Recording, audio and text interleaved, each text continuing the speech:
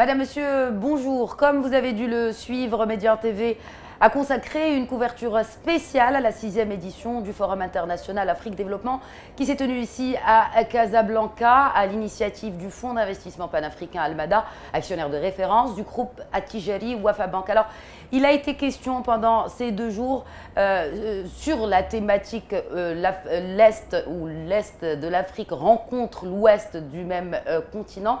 Il a été question de moyens, de recommandations pour dynamiser l'intégration régionale. Il a été également question de femmes, des startups, des jeunes en Afrique et aussi de l'investissement. Et d'ailleurs, un marché de l'investissement a été monté ici sur place où 8 pays, dont le Maroc, 8 pays bien naturellement africains d'Est et de l'Ouest, ont été invités pour justement exposer leurs opportunités business et aussi montrer que leurs pays sont des pays prêts à accueillir des investissements. Alors, nous allons dresser le bilan de ce forum en compagnie du directeur général adjoint chargé de la banque de financement et d'investissement au sein du groupe Attijari Wafa Bank.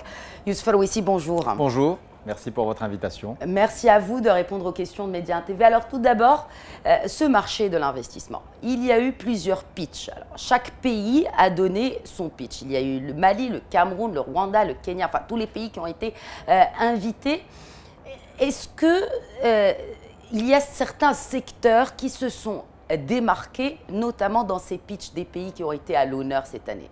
Écoutez, merci encore pour votre invitation. Comme vous l'avez dit, ce forum, tout d'abord, qui en est à sa 6e édition et qui est placé sous le haut patronage de Sa Majesté Mohamed VI, a vraiment pour vocation de favoriser l'intégration régionale et le rapprochement entre les opérateurs économiques du continent, tant du secteur public que du secteur privé, de manière à promouvoir de nouveaux projets d'investissement dans l'ensemble des secteurs d'avenir qui font la richesse et les opportunités du continent. Ce forum a donc pour cœur, je dirais, le marché de l'investissement et le marché des B2B, qui sont la plateforme de rencontres et d'échanges autour des projets. Nous avons eu effectivement cette année comme thématique centrale l'intégration continentale dans une dimension Est-Ouest à travers le marché de l'investissement, dans lequel nous avons 8 pays frères venus exposer leurs plans phares de développement, des plans de développement qui recoupent les thématiques des infrastructures, de l'industrie, de l'agrobusiness, du BTP, thématiques également relatives au transport, à la logistique, à la distribution.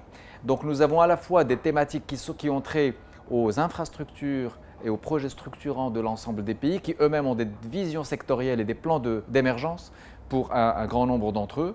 Et nous avons également des projets industrialisants qui ont été présentés dans les secteurs que je viens d'évoquer, et en particulier dans le secteur de l'agrobusiness et du BTP.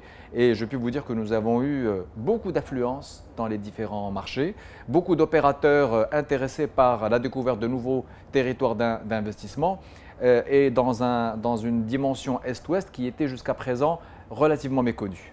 Et donc, c'était aussi l'occasion réellement de faire connaissance avec un certain nombre de marchés d'investissement, de connaître leurs spécificités culturelles, mais aussi économiques, et tous les potentiels de coopération qui peuvent en émerger. Alors, Youssouf Alouissi, on va parler, quand on parle d'investissement, quand on parle justement de ces opportunités d'investissement, il y a cette question de financement qui se dresse. Aujourd'hui, il est clair que les États, et notamment pour l'infrastructure, on ne peut pas parler d'intégration, d'abord régionale, sans ce point primordial de l'infrastructure. Aujourd'hui, l'Afrique a besoin d'infrastructures, mais qu'en est-il du financement de cette infrastructure et notamment sur cette question des PPP, des partenariats publics-privés? Écoutez, merci pour cette question. Effectivement, vous avez tout à fait raison de le souligner.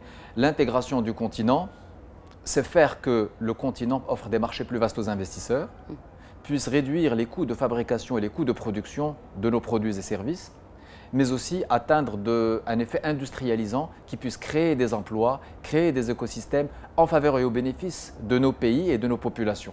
Pour y parvenir, il est certain que l'abaissement des barrières aux échanges est fondamental. Et ces barrières revêtent des dimensions différentes, multiformes. Vous avez des barrières institutionnelles qui peuvent être douanières, des barrières à la libre circulation des hommes, des personnes, barrières à la circulation des capitaux, mais aussi des barrières physiques qui tiennent à l'insuffisance de certaines infrastructures de connectivité, et notamment les infrastructures portuaires, aéroportuaires, toutes les infrastructures qui permettent l'acheminement des biens et des marchandises. Et donc, nous avons vu pendant ce forum, comme thématique centrale, le nécessaire renforcement de l'investissement dans les projets d'infrastructures clés.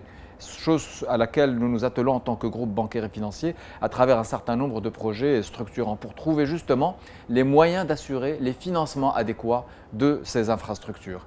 Et ce financement lui-même prend la forme de financements bancaires locaux que nous mettons en place en faveur des États dans nos différentes implantations, en coopération avec les institutions internationales, mais aussi de PPP, de partenariats publics et privés qui permettent de transférer une partie de la charge de financement et d'investissement vers le secteur privé dans le cadre de projets bien pensés à travers une structuration adéquate, que ce soit dans le domaine portuaire, aéroportuaire ou de l'énergie, à titre d'exemple. Et nous avons quelques expériences intéressantes à faire valoir, à la fois bien sûr au Maroc, où nous avons pu capitaliser une expertise dans les schémas d'investissement PPP, mais aussi dans un certain nombre de pays frères, en Afrique subsaharienne, dans des projets divers relatifs à l'énergie. Et nous venons de clôturer il y a quelques semaines un projet de financement majeur dans la première centrale hydroélectrique du Cameroun, 420 MW, aux côtés d'institutions internationales, dans un format PPP. Et je puis multiplier d'autres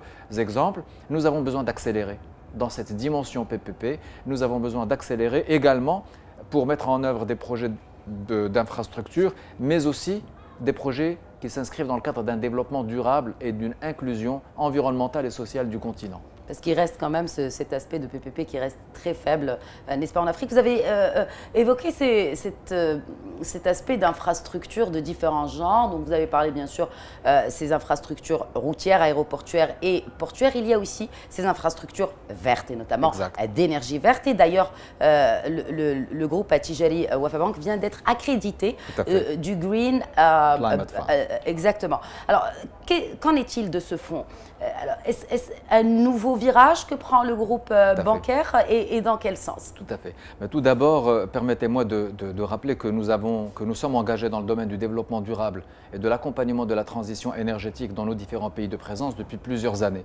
Nous avons eu la chance de déployer une expertise et plusieurs financements dans le domaine des énergies renouvelables, au niveau des programmes éoliens, des programmes solaires, tant au Maroc que dans un certain nombre de pays, mais aussi accompagnement de nos pays frères et du secteur public dans le cadre des aménagements urbains dans une logique de développement durable, notamment certains projets comme la baie de Cocody en Côte d'Ivoire où nous avons eu l'honneur d'accompagner l'État ivoirien dans une levée de financement importante sous forme concessionnelle pour financer la réhabilitation et la dépollution de la baie de Cocody qui est essentielle au développement urbain de la ville d'Abidjan. Donc, ce sont des exemples qui montrent que nous avons un engagement de long terme dans ce domaine et nous recherchons effectivement de nouveaux leviers et de nouveaux mécanismes de financement qui nous permettent d'aller plus loin dans le domaine du développement durable. Et nous avons eu effectivement l'honneur d'être accrédités fin février en Corée du Sud par le Fonds vert du climat des Nations Unies, le Green Climate Fund.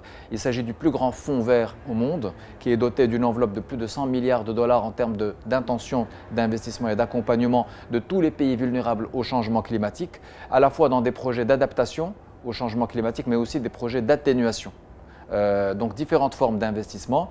Et nous avons été accrédités en tant que première banque africaine et zone MENA, première banque commerciale accréditée pour le fonds vert. Et cela constitue un levier supplémentaire pour nous permettre d'augmenter notre contribution aux côtés des États et aux côtés du secteur privé grâce à la mobilisation de financements de type concessionnel. Donc quand on parle de financement concessionnel, ce sont des financements à long terme qui peuvent être sur des durées de 15 ans, 20 ans et même au-delà. Et ce sont des maturités qui sont nécessaires en Afrique et qui manquent aujourd'hui et que le Fonds vert peut permettre de canaliser de manière à répondre aux enjeux du continent pour développer justement un certain nombre d'infrastructures critiques. Et des infrastructures en même temps qui répondent aux enjeux de l'environnement et qui donc sont faites dans une logique de développement durable et qui peuvent être des projets marchands et non marchands. Donc nous sommes très heureux de cette accréditation et nous considérons que c'est une excellente nouvelle pour notre continent dans lequel nous sommes engagés, dans lequel nous avons une vision à long terme et donc nous serons très heureux de poursuivre le dialogue et la coopération avec nos clients, gouvernements et secteur privé, de manière à déployer autant que possible ces ressources financières du Fonds vert du climat dans tous les projets. Puisque vous parlez justement de cet ancrage africain du groupe bancaire, certains observateurs, Youssouf Louissi, alors juste je rappelle que le groupe Attijari Wafa Bank est quand même présent dans 26 pays sur le continent, certains observateurs brandissent cette question ou cet aspect de risque de l'investissement des groupes bancaires marocains en Afrique. Ouais. Quelle réaction feriez-vous justement à ces observateurs-là? Tout d'abord, je pense qu'aujourd'hui, il faut être présent sur le terrain. Le premier élément fondamental dans notre activité, c'est d'être tous les jours présent avec nos clients et de connaître les environnements dans lesquels nous évoluons. C'est la meilleure manière d'apprécier le risque. Et je peux vous dire au terme de ces quelques années d'expérience et de déploiement de notre réseau que, assurément, la rentabilité excède largement le risque aujourd'hui. Nous avons des croissances intéressantes, bien entendu dans le cadre d'un environnement également de maîtrise et de connaissance du risque. Mais justement, le modèle que nous déployons est un modèle industriel, un modèle de banque de détail qui permet d'être au plus près du terrain et qui permet d'apprécier positivement le risque, de le gérer et de le canaliser et de jouer notre rôle en tant qu'acteur à long terme dans le développement des tissus socio-économiques locaux, car nous considérons notre rôle comme étant un levier de développement socio-économique pour chacun de nos pays de présence. Et donc il s'agit d'accompagner les projets structurants et les infrastructures, nous en avons parlé, mais nous considérons que le rôle que nous avons est également d'accompagner les tissus socio-économiques de chacun des pays dans leur composante retail particulier, mais aussi dans la composante TPE et PME. Et cela passe par une bonne connaissance du risque et une présence sur le terrain. Et nous avons un retour extrêmement positif à ce sujet dans le cadre de cette trajectoire africaine.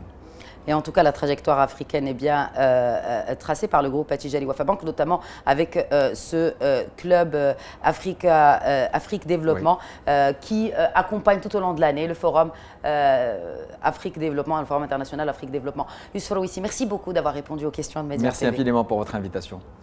Merci à tous de nous avoir suivis. Très très bonne suite des programmes sur Média TV, Média TV Afrique.